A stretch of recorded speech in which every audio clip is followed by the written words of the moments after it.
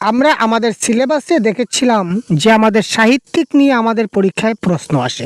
তো আজকে আমি সাহিত্যিক নিয়ে একটা ছোট ডেমো ক্লাস আমরা দিতে চলেছি। তো এটা হচ্ছে একটা ডেমো ক্লাস, আপনারা বলতে পারেন ইউটিউবে দেখতে চলেছেন, ঠিক আছে? তো এই ডেমো ক্লাসটা একটু দেখে নিন, তারপর আমরা আলোচনা করব।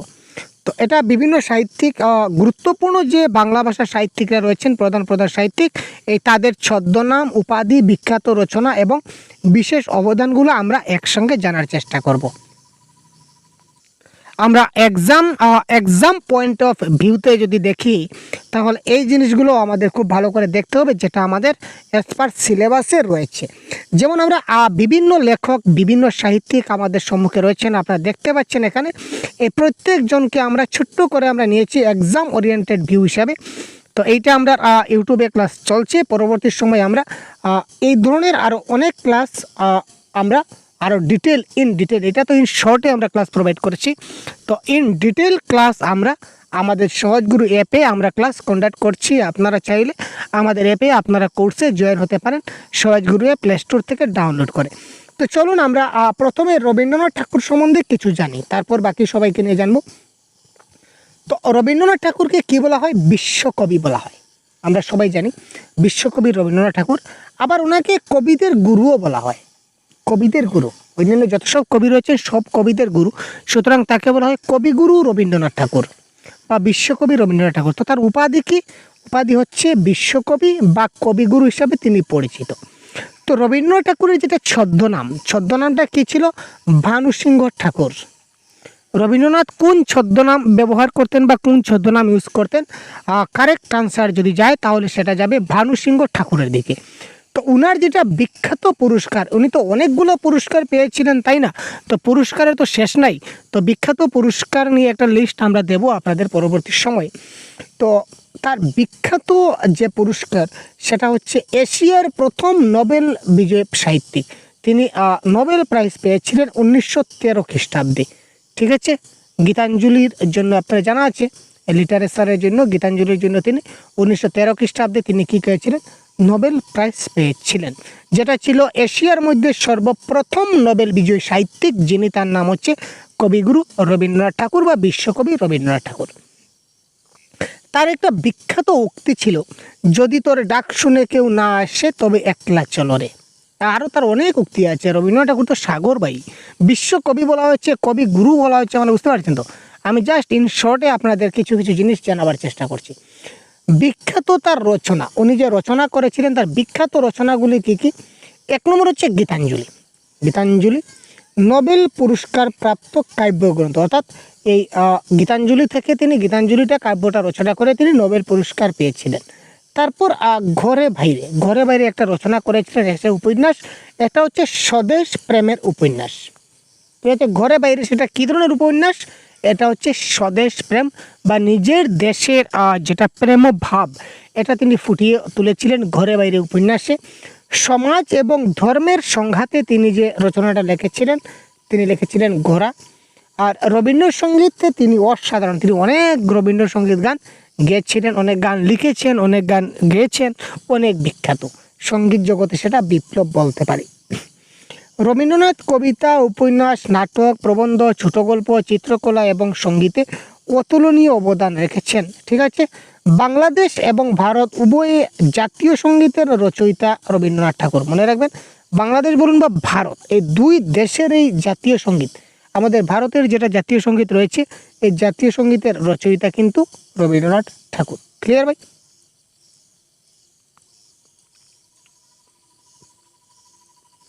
তারপর আমরা যাই কাজী নজরুল ইসলাম।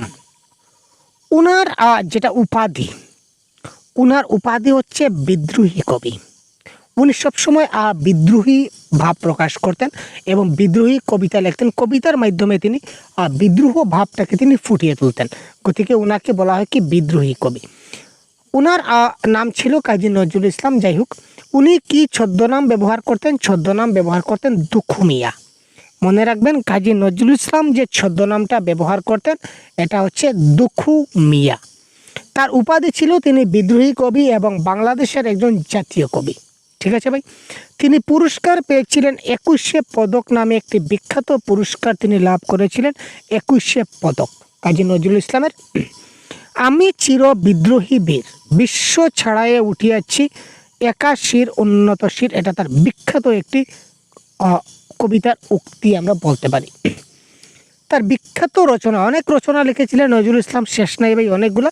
তো আমরা আজকে বলেছি ডেমো হিসাবে, আমরা হাইলাইট দেখাচ্ছি আপনাদের, একটু দেখতে থাকুন। অগ্নিবীণা হচ্ছে বিদ্রোহ এবং স্বাধীনতার কাব্যগ্রন্থ। বিদ্রোহী তিনি লিখেছিলেন সর্বাধিক পঠিত বিদ্রোহী কবিতা, সবচেয়ে বেশি যেটা পাঠ হয়েছিল বিদ্রোহী কবিতাটা, তার রচনাটা। দুলন চাপা একটা কাব্য, এখানে তিনি প্রেম এবং প্রকৃতির নিয়ে যেটা কাব্য রচনা করেছিলেন, যার নাম দিয়েছিলেন দুলন চাপা। তো তার বিশেষ অবদান কাদের জন্য? কাজী নজরুল ইসলামের বিশেষ অবদান কেন সাহিত্যে? ব্রিটিশ বিরোধী আন্দোলনে তার কবিতা শ্রমিক এবং সাধারণ মানুষকে জাগিয়ে তুলেছিল। তিনি সবসময় ব্রিটিশের বিরুদ্ধে কবিতা লিখতেন ভাই, ঠিক আছে। নিজের দেশকে স্বাধীন করার জন্য তিনি অনেক কবিতা লিখেছিলেন, অনেক বিদ্রোহী মানে সব ডেঞ্জার কবিতা লিখেছিলেন ভাই। তো ব্রিটিশ বিরোধী আন্দোলনের তার কবিতা শ্রমিক এবং সাধারণ মানুষকে অনেক জাগিয়ে তুলেছিল। তারপর ইসলামী গান বলুন, গজল বলুন বা শ্যামা সঙ্গীত বলুন, এখানে তার অবদান কিন্তু অতুলনীয় রয়েছে, ঠিক আছে।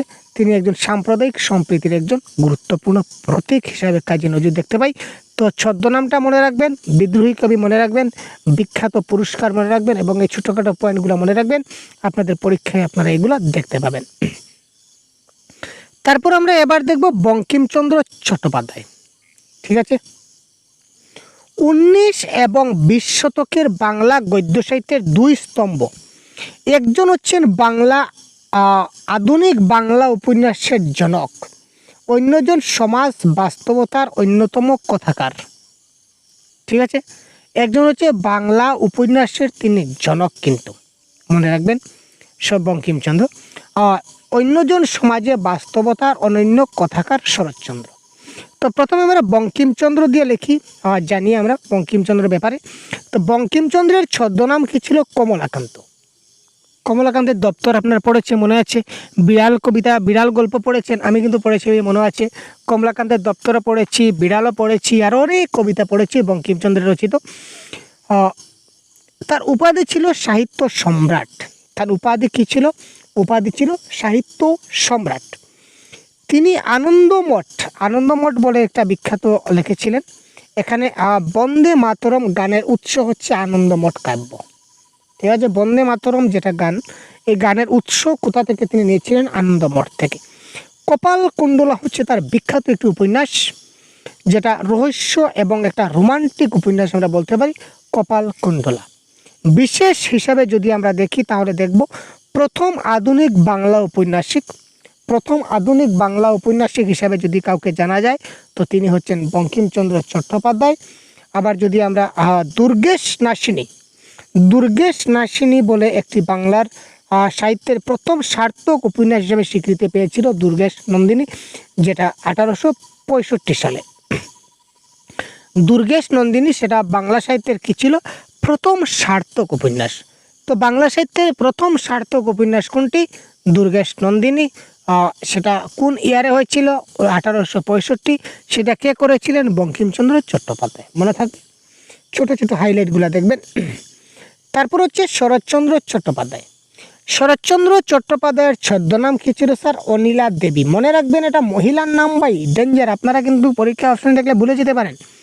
শরৎচন্দ্র চট্টোপাধ্যায় একজন জেনারেলি মহিলার নামে কিন্তু বা আমরা জেনারেলি অনিলা বলতে মহিলাকে বুঝি, তো সেই মহিলার দৃষ্টিভঙ্গি অনুযায়ী তিনি নামাঙ্করণ করেছিলেন, ছদ্মনাম বেছে নিয়েছিলেন অনিলা দেবী। তার উপাধি ছিল কথাশিল্পী শরৎচন্দ্র চট্টোপাধ্যায়। কথাশিল্পী, বঙ্কিমচন্দ্রকে বলা হতো সাহিত্য সম্রাট, আর ওনাকে বলা হচ্ছে কথাশিল্পী শরৎচন্দ্র চট্টোপাধ্যায়। উনি ওনার রচনার মধ্যে বিখ্যাত রচনাগুলি হচ্ছে যেমন দেবদাস, এটা বিষাদময় একটা প্রেমের কালজয়ী কাহিনী নিয়ে তিনি লিখেছিলেন। পথের দাবি, সেটা স্বাধীনতার আকাঙ্ক্ষার একটা উপন্যাস। চরিত্রহীন, সেটা সমাজের নারীর সংগ্রামের চরিত্র, অর্থাৎ তিনি বিশেষ করে নারীদের নিয়ে অনেক কিছু কিন্তু কাজ করেছেন, সেটা বলা সত্য। অনেক লেখালেখি করেছেন, অনেক সম্মান প্রদর্শন করেছেন। নারীর সংগ্রামে তিনি এক বড় যোদ্ধা হয়ে দাঁড়িয়েছিলেন লেখনীর ভাষায়, যেটা আমরা বলতে পারি। মানুষের চেয়ে বড় কিছু নয়, এই মানবতাবাদী দৃষ্টিভঙ্গিতে তিনি বাংলা সাহিত্যের সমাজে বাস্তবতার একজন শ্রেষ্ঠ চিত্রকার। তিনি বলেছিলেন যে সবচেয়ে বড় মানুষ, তার বড় আর কেউ নাই। এই এই যে মানবতা দৃষ্টিভঙ্গি, সেটা কার দেওয়া? এটা শরৎচন্দ্র চট্টোপাধ্যায়ের দেওয়া। ক্লিয়ার? নেক্সট স্লাইডে যাই। মাইকেল মধুসূদন দত্ত। মাইকেল মধুসূদন দত্তকে বলা হয়, তার উপাধি দেওয়া হচ্ছে বাংলা মহাকাব্যের জনক। ওয়াও! বাংলা মহাকাব্যের জনক যদি বলা হয়, তাহলে আমরা বলে দেব সেটা হচ্ছে কি মাইকেল মধুসূদন দত্ত। তার মাইকেল মধুসূদন দত্তের ছদ্মনাম কি জানা আছে? ছদ্মনাম হচ্ছে টিমথি পেন। মনে রাখবেন কিন্তু ভাই, অনেক কঠিন নাম ভাই, সাংঘাতিক। টিমথি পেন, সেটা একবার দুইবার মনে রাখতে হবে আপনাদের। বাংলা মহাকাব্যের জনক মাইকেল মধুসূদন দত্ত বাংলা সাহিত্যের এক বৈপ্লবিক পরিবর্তন এনেছিলেন। একটা বিপ্লবের ধারণা উনি দিয়েছিলেন। তিনি সর্বপ্রথম বাংলা কাব্যে অমিত্রাক্ষর ছন্দের প্রবর্তন করেন। অতি গুরুত্বপূর্ণ পয়েন্ট, হাইলাইট। আমি ইম্পর্টেন্ট পয়েন্টগুলো কিন্তু এখানে নোট করেছি, সুতরাং আপনারা কিন্তু এই পয়েন্টগুলো মিস করবেন না। অমৃতাক্ষর ছন্দ, আমরা জানি অনেক প্রকারের ছন্দ আছে, তাই না? ছন্দ আমরা জানি তো, মাত্রাবৃত্ত, অক্ষরবৃত্ত, কলাবৃত্ত, শাসাঘাত, অনেক প্রকারের ছন্দ আছে।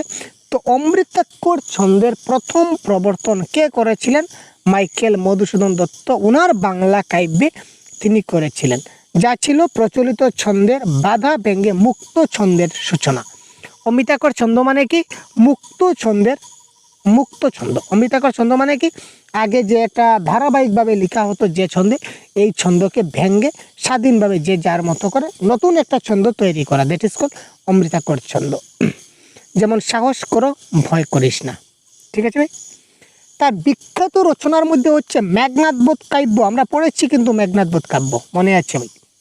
বাংলা সাহিত্যের সর্বশ্রেষ্ঠ মহাকাব্য যদি আমরা বলতে পারি, তাহলে সেটা হচ্ছে মেঘনাদবধ কাব্য, যেটা রচনা করেছিলেন মাইকেল মধুসূদন দত্ত, যার কারণে উনাকে বলা হয় তিনি হচ্ছে বাংলা মহাকাব্যের জনক। কাব্য নয়, মহাকাব্য, মনে রাখবেন, কাব্যের জনক না, মহাকাব্যের জনক। রামায়ণের বিকল্প দৃষ্টিভঙ্গিতে সেটা রচনা করেছিলেন মেঘনাদবধ কাব্য। তিলোত্তমা সম্ভব কাব্য, এটা একটা পৌরাণিক আখ্যান অনুসরণে তিনি রচনা করেছিলেন। বীরাঙ্গনা কাব্য তিনি লিখেছিলেন, নারীর স্বাধীন কণ্ঠস্বরকে নিয়ে তিনি বীরাঙ্গনা কাব্য রচনা করেছিলেন। সাহিত্যে তার বিপ্লব কতটুকু রয়েছে আমরা এবার দেখে নেব। ইংরেজি সাহিত্য থেকে অনুপ্রাণিত হয়ে তিনি বাংলা সাহিত্যের নতুন দিগন্ত উন্মোচন করেন। পাশ্চাত্য শিক্ষা এবং ভারতীয় ঐতিহ্যের সমন্বয়ে তার মাত্রা রয়েছে, সেটা তার বিপ্লবিক দিক যেটা, সেটা আমরা প্রকাশ পেয়েছি। তারপর হচ্ছে ঈশ্বরচন্দ্র বিদ্যাসাগর। ঈশ্বরচন্দ্র বিদ্যাসাগরকে দয়ার সাগর বলা হয় এবং তার কিন্তু কোনো ছদ্মনাম নেই, সেটা মনে রাখবেন। ঈশ্বরচন্দ্র বিদ্যাসাগরের কোনো ছদ্মনাম পাওয়া যায়নি। তার উপাধি ছিল দয়ার সাগর, তাকে দয়ার সাগর বলা হতো। তার অসীম দয়া এবং মানব প্রেমের জন্য এই উপাধি পান। তার দয়া কিন্তু অনেক ছিল, অনেক। তিনি মানুষ জাতিকে তিনি অনেক প্রেম ভালোবাসা দিতেন, সুতরাং যার জন্য ওনাকে দয়ার সাগর বলা হয়। কাকে? ঈশ্বরচন্দ্র বিদ্যাসাগরকে। মানুষ হও, এটা হচ্ছে বিদ্যাসাগরের সবচেয়ে বিখ্যাত বার্তা। ঈশ্বরচন্দ্র বিদ্যাসাগরের সবচেয়ে বিখ্যাত বার্তা কোনটি? যে মানুষ হও। কি সাংঘাতিক ব্যাপার ভাই! তিনি শুধু একজন লেখক নন, তিনি ছিলেন সমাজ সংস্কারক, তিনি ছিলেন একজন শিক্ষাবিদ এবং তিনি ছিলেন নারী মুক্তির অগ্রদূত। মনে রাখবেন, ঈশ্বরচন্দ্র বিদ্যাসাগর একদিকে যেমন লেখক ছিলেন, অন্যদিকে তিনি সমাজ সংস্কারকও ছিলেন, শিক্ষাবিদও ছিলেন এবং নারী মুক্তির অগ্রদূত ছিলেন। বিখ্যাত রচনা এবং তার অবদান কী কী রয়েছে? তিনি বর্ণপরিচয় নামে প্রথম যেটা বর্ণপরিচয় এখনও আমরা পড়ি, ছোটো ছোটো শিশুদের যে বর্ণপরিচয় দেওয়া হয়, হাতে করে দেওয়া হয়, এই যে বর্ণপরিচয় যে বই, এখনও একদম ছোটো বাচ্চারা যে অ আ ক খ শিখে যে বই থেকে, বইটার নাম হচ্ছে বর্ণপরিচয়। এই বর্ণপরিচয় রচনা করেছিলেন ঈশ্বরচন্দ্র বিদ্যাসাগর। উনার লেখা সেই বর্ণপরিচয় দিয়ে কিন্তু আজকালকের আমরা সবাই কিন্তু বর্ণ শিখতে সক্ষম। ঠিক আছে ভাই? সেটা বাংলা শিক্ষায় ভিত্তি পাঠ্য, আজও সেটা প্রাসঙ্গিক। আজকের দিনেও আপনারা ছোটো শিশুদের যদি বই একটা কিনেন, তাহলে বর্ণপরিচয় বইটা কিনবেন এবং বর্ণপরিচয় বই নিশ্চয় আপনার ঘরে, যদি ছোটো শিশু আছে তাহলে আপনার ঘরে বর্ণপরিচয় বইটা আছে। ঠিক আছে না? আগে দেখেছিলাম তিনি নারী মুক্তির অগ্রদূত। সেটা কেন? কারণ তিনি নিজে বিধবা বিবাহ প্রচলন করেছিলেন। তিনি নিজে একজন বিধবাকে বিবাহ করেছিলেন, যার পর থেকে বিধবা বিবাহ প্রচলন হয়েছিল। সেটা 1856 সালে বিধবা বিবাহ আইন পাশ করান, সমাজের বিরোধিতা উপেক্ষা করেন। তারপর বাল্য বিবাহ তিনি বিরোধিতা করেছিলেন। নারীর শিক্ষার প্রসারে অগ্রণী তিনি বলেছিলেন যে না, মেয়েদেরকে 9 বছরে, 10 বছরে, 7 বছরে বিয়ে দেওয়া হতো না। আগে আপনারা জানতেন যে মেয়েদের 9-10 বছরে বিয়ে দেওয়া হতো। যদি 12 হয়ে যায় তাহলে তো তার মানে ওভার এজ, তার বয়স অনেক হয়ে গেছে। 12 মানে তার বয়সের বিবাহের বয়স শেষ হয়ে গেছে।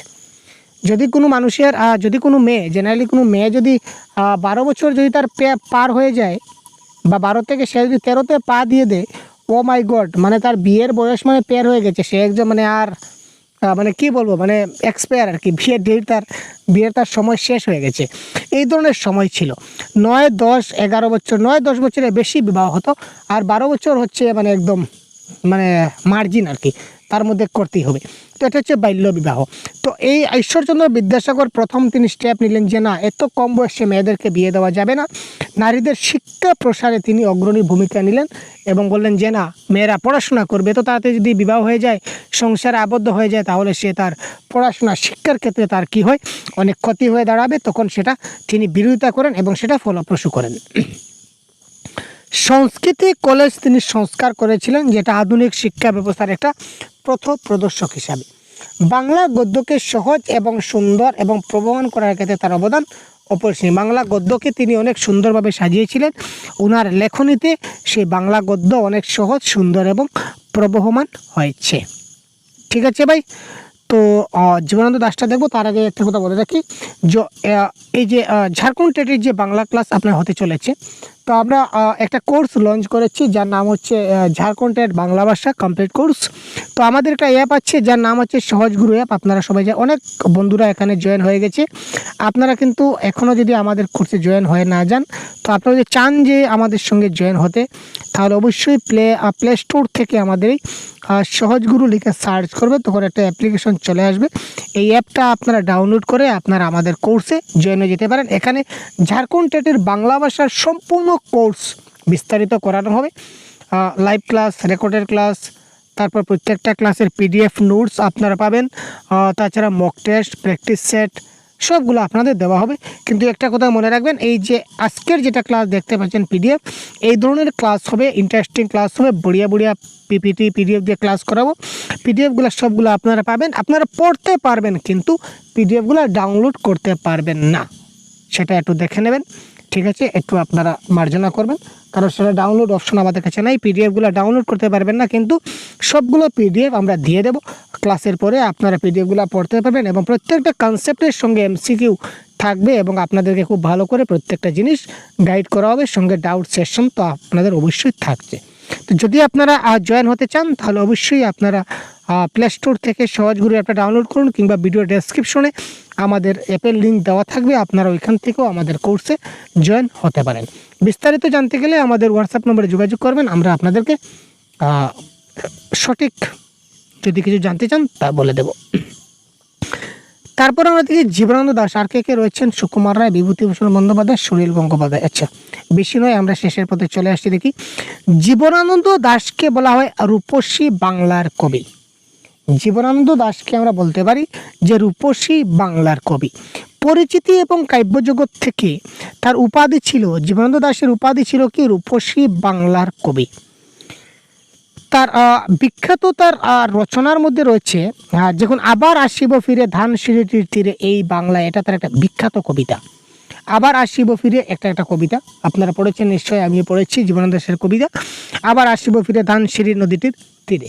ঠিক আছে না? হয়তো বা সেই ঘাস হয়ে, হয়তো বা হাঁস হয়ে, হয়তো বা বক হয়ে, ঠিক আছে, বিভিন্নভাবে কোনো না কোনোভাবে আমি এই ধানসিঁড়ি নদীটির তীরে আমি আসবো। ও খুব ভালো লাগছে কবিতাটা। তো ওনার বিখ্যাত যে রচনা, জীবনানন্দ দাশের বিখ্যাত রচনার মধ্যে আমরা দেখি রূপসী বাংলা। এটা বাংলার রূপের একটা অনন্য কাব্যচিত্র। বনলতা সেন তিনি লিখেছিলেন বাংলা কবিতার সর্বশ্রেষ্ঠ প্রেমের কবিতা হিসেবে বিবেচিত। ঝরাপালক হচ্ছে প্রথম কাব্যগ্রন্থ। জীবনানন্দ দাশের প্রথম কাব্যগ্রন্থ কোনটি? ঝরাপালক। ঠিক আছে না ভাই? তো বিশেষ অবদান যদি আমরা জীবনানন্দ দাশের বলি তাহলে বলতে আমরা বাধ্য হব যে আধুনিক বাংলা কবিতার পথিকৃৎ হিসাবে তিনি চিত্রকল্প এবং ইন্দ্রিয় লগ্নতার এক নতুন ভাষা তৈরি করেছিলেন। তার কবিতার মধ্যে বিষণ্ণতা রয়েছে, নিঃসঙ্গতা রয়েছে, প্রকৃতির সৌন্দর্য রয়েছে, সবগুলা মিলেমিশে যেন সবগুলা মিলে অনন্য সমন্বয়ে যেগুলো প্রকাশিত হয়েছে। তারপর আমরা সুকুমার রায় এবং বিভূতিভূষণ বন্দ্যোপাধ্যায় শর্টকাটে দেখে নেই। ওনারা দুজন ছিলেন শিশু সাহিত্যের অবিসাংদিত রাজা, ঠিক আছে না। ওনারা বিশেষ করে সুকুমার রায় এবং বিভূতিভূষণ বন্দ্যোপাধ্যায় ওনারা বিশেষ করে শিশু সাহিত্য রচনা করতেন, কারণ ওনাদের বই পড়ে শিশুরা অনেক মজা পেত। সুকুমার রায়ের যেটা উপাধি ছিল কি ননসেন্স সাহিত্যের জনক, তার উপাধি তাকে বলা হতো কি ননসেন্স সাহিত্যের জনক। তার বিখ্যাত যে রচনা তার মধ্যে বিখ্যাত হচ্ছে আবুল তাবুল, সেটা বাংলা শিশু সাহিত্যের সর্বকালের সেরা একটা ছড়া লিখতেন। একটা হচ্ছে আবুল তাবুল, একটা হচ্ছে তার ছড়া। তারপর হচ্ছে হজবরল একটা অতি গুরুত্বপূর্ণ তার গল্প কাহিনীর একটা অনন্য সংকলন আমরা বলতে পারি, এটা হচ্ছে কি হজবরল। তারপর হচ্ছে পাগলা দাশু হচ্ছে হাস্য রসাত্মক একটা কিশোর সাহিত্য। সুকুমার রায়ের একটা অতি গুরুত্বপূর্ণ সেটা হাস্যরস সাহিত্য আমরা বলতে পারি। এটা হচ্ছে পাগলা দাশু, হজবরল, আবুল তাবুল, এইগুলা সুকুমার রায়ের এক একটা অতি গুরুত্বপূর্ণ বিখ্যাত রচনা, কিন্তু সেটা মনে রাখবেন। প্রশ্ন আসতে পারে আবুল তাবুল কে রচনা করেছিলেন, হজবরল কে লিখেছিলেন, হজবরলটা কী ধরনের সাহিত্য, মনে রাখবে সেটা হচ্ছে শিশু সাহিত্য। পাগলা দাশু সেটা কী ধরনের সাহিত্য, সেটা হাস্যরস বিশিষ্ট সাহিত্য। এই ধরনের ছোটো ছোটো পয়েন্ট, ছোটো ছোটো প্রশ্ন আপনাদের পরীক্ষায় আসবে এবং আপনারা খুব ভালো করে সেটাকে টেক ওভার দিতে পারবেন। বিভূতিভূষণ বন্দ্যোপাধ্যায়ের উপাধি ছিল প্রকৃতি এবং গ্রাম জীবনের লেখক। উনি প্রকৃতি এবং গ্রাম জীবনের লেখক হিসাবে বিভূতিভূষণ বন্দ্যোপাধ্যায়ের নাম চিরস্মরণীয়। তার বিখ্যাত রচনার মধ্যে রয়েছে যেমন পথের পাঁচালী, সত্যজিৎ রায়ের চলচ্চিত্রে অমর, অপু এবং ত্রয়ী যেটা প্রথম পর্ব, এটা তিনি প্রথম পাঁচালীতে দেখিয়েছিলেন। অপরাজিত যে তার রচনা, তার মধ্যে তিনি অপুর জীবন সংগ্রামের অব্যাহত আখ্যান দেখিয়েছিলেন। আরণ্যকে তিনি বন এবং প্রকৃতির যে অনুপম বর্ণনা সেটা তিনি দেখিয়েছিলেন। তো বিভূতিভূষণ বন্দ্যোপাধ্যায়ের এগুলো ছিল অতি গুরুত্বপূর্ণ উল্লেখযোগ্য। সুনীল গঙ্গোপাধ্যায়ের ছদ্মনাম ছিল নীল লোহিত, তিনি একজন আধুনিক সাহিত্যিক। সুনীল গঙ্গোপাধ্যায়, তাঁর ছদ্মনাম ছিল নীল লোহিত। উপাধি ছিল তিনি একজন আধুনিক সাহিত্যিক হিসাবে তিনি উপাধি লাভ করেছিলেন। তিনি পুরস্কার পেয়েছিলেন সাহিত্য একাডেমি অ্যাওয়ার্ড, ঠিক আছে না। সুনীল গঙ্গোপাধ্যায় বিংশ শতাব্দীর শেষার্ধে বাংলা সাহিত্যের সবচেয়ে জনপ্রিয় এবং বহুমাত্রিক লেখক। বিংশ শতাব্দীর শেষার্ধে অর্থাৎ শেষের দিকে, যার কারণে ওনাকে আধুনিক সাহিত্যিক বলা হয়েছে। শেষের দিকে তিনি একদম খুব জনপ্রিয় এবং বহুমাত্রিক লেখক হিসাবে তিনি পরিণত হয়েছিলেন। কবিতা বলুন, উপন্যাস বলুন, ছোট গল্প বলুন, সব দিক দিয়ে তিনি সমানভাবে দক্ষ ছিলেন।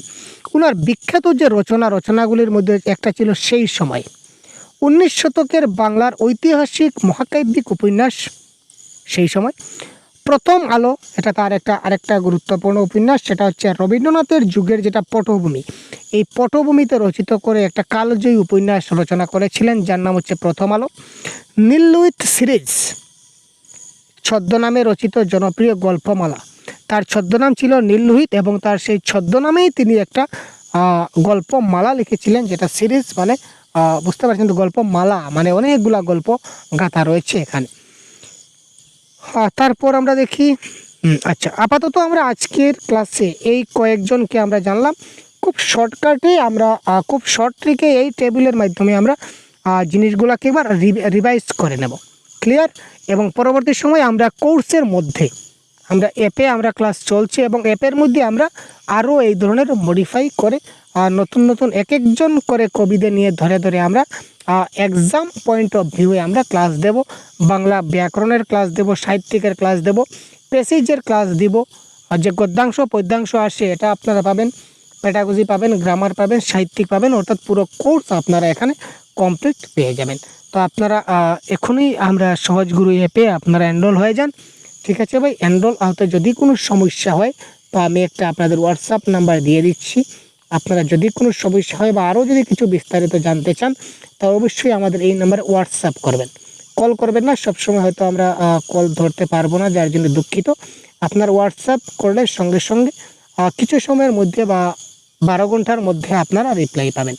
উইদিন 12 ঘন্টা আপনাদেরকে এই হোয়াটসঅ্যাপের মাধ্যমে রিপ্লাই অবশ্যই দেওয়া হবে। আমাদের টিমের তরফ থেকে আপনাদেরকে অবশ্যই রিপ্লাই যাবে। তো সবার জন্য শুভকামনা থাকলো।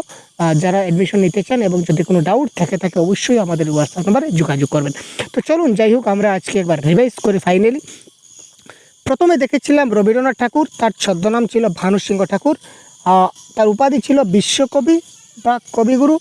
তার বিখ্যাত রচনা ছিল গীতাঞ্জলি, ঘরে বাইরে এবং গোরা। কাজী নজরুল ইসলামের ছদ্মনাম ছিল দুখু মিয়া, তার উপাধি ছিল বিদ্রোহী কবি। তার বিখ্যাত রচনা ছিল অগ্নিবীণা, বিদ্রোহী বা দুলনচাপা। বঙ্কিমচন্দ্র চট্টোপাধ্যায় যদি বলি তাহলে তার ছদ্মনাম ছিল কি কমলাকান্ত, উপাধি ছিল তার কি সাহিত্য সম্রাট। তার বিখ্যাত রচনা রয়েছে আনন্দমঠ এবং কপালকুণ্ডলা। শরৎচন্দ্র চট্টোপাধ্যায়ের ছদ্মনাম ছিল অনিলা দেবী, তার উপাধি ছিল কথাশিল্পী। তার বিখ্যাত রচনা কি ছিল দেবদাস, পথের দাবি বা চরিত্রহীন। মাইকেল মধুসূদন দত্তের যদি ছদ্মনাম দেখি তাহলে হচ্ছে টিমোথি পেন, সেটা ওনার উপাধি ছিল মহাকাব্যের জনক এবং ওনার বিখ্যাত রচনা হচ্ছে মেঘনাদবধ কাব্য। ঈশ্বরচন্দ্র বিদ্যাসাগরের ছদ্মনাম পাওয়া যায়নি, ওনার উপাধি ছিল দয়ার সাগর, ওনার বিখ্যাত রচনা হচ্ছে বর্ণ পরিচয়। ঠিক আছে না? জীবনানন্দ দাশ, ওনার উপাধি ছিল রূপসী বাংলার কবি, উনি রূপসী বাংলা বনলতা সেন তার বিখ্যাত রচনা। সুকুমার রায় হচ্ছে ননসেন্স সাহিত্যের জনক, ওনার বিখ্যাত রচনা হচ্ছে আবুল তাবুল হজবরল, এইগুলা হচ্ছে তার কি বিখ্যাত রচনা। বিভূতিভূষণ বন্দ্যোপাধ্যায় হচ্ছে প্রকৃতির লেখক, ওনার উপাধি ছিল প্রকৃতির লেখক, উনি প্রকৃতি নিয়ে লেখতেন সবসময়। পথের পাঁচালী, অপরাজিত, এইগুলো হচ্ছে তার বিখ্যাত রচনা। সুনীল গঙ্গোপাধ্যায় আরেকজন বিখ্যাত সাহিত্যিক, ঠিক আছে ভাই। তো ওনার ছদ্মনাম ছিল নীললোহিত, আধুনিক সাহিত্যিক তিনি ছিলেন সেই সময়। প্রথম আলো, এইগুলা ছিল তার কি বিখ্যাত রচনা। ঠিক আছে, গুরুত্বপূর্ণ টিপস, ছদ্মনাম এবং উপাধি থেকে কিন্তু সরাসরি প্রশ্ন আসে। পরীক্ষার জন্য যে বোনাস টিপসটা দিলাম, ছদ্মনাম এবং উপাধি থেকে সরাসরি প্রশ্ন আসে। বিশেষত রবীন্দ্রনাথের নোবেল পুরস্কার 2013, মধুসূদনের অমৃতাক্ষর ছন্দ তিনি প্রবর্তন করেছিলেন সর্বপ্রথম। বিদ্যাসাগর বিধবা বিবাহ আইন প্রচলিত করেছেন, এগুলো অবশ্যই মনে রাখবেন। এই ধরনের এই যে কি পয়েন্ট, এইগুলো হচ্ছে কি এক্সাম ওরিয়েন্টেড পয়েন্ট বা পরীক্ষার জন্য টিপস। তো আমরা এই ধরনের কিছুটা টিপস আমরা কোর্সে প্রোভাইড করব আপনাদের জন্য, যাতে করে আপনারা বাংলায় 30-এর মধ্যে 30 নিয়ে আসতে পারেন। তো আজকের জন্য এই ক্লাসটা এই পর্যন্তই রাখলাম। ধন্যবাদ, ভালো থাকবেন, সুস্থ থাকবেন। আর যদি কিছু জানার থাকে তাহলে অবশ্যই আপনাদের এই ক্লাসটা কেমন লাগলো এবং আপনাদের আর কি জানার আছে বা আর কি চান, সেটা অবশ্যই আপনারা কমেন্ট বক্সে আপনারা অবশ্যই আমাদের জানাতে পারবেন। তো ধন্যবাদ, আপনাদের কমেন্টের আশায় থাকলাম। ধন্যবাদ, জয় হিন্দ।